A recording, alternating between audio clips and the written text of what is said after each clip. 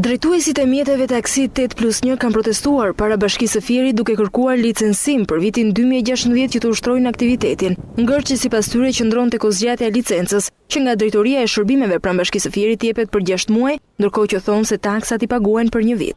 Të paktën deri në fund të vitit neve të vazhdojmë licencimin si gjithë ato mjetet e tjera.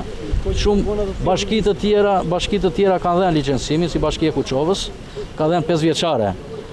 Pastaj përgjegjësinë se cili e mban vetë, po unë duhet të më lejosh shërbimi taksi, sepse si ai që ka marrë licencimin 5 vjeçar dhe unë që jam me autorizim, neve të gjithë taksat një lloj i paguajmë. Punat komunave që kanë dhënë licenca janë bashkangjitur Bashkisë Fierit, këta lëvizin, qarkullojnë me pasagerë qarkullojnë. Ku është diferencimi që bën këta midis nesh? Nga ana e saj, Drejtoria e Shërbimeve në Bashkinë Fier thotë se është drejtuar zyrtarisht me anë të një shkrese Ministrisë së Transportit për çështjen e licencave të mjeteve taksi 8+1, por ende nuk ka marrë një përgjigje për mënyrën si do procedohet.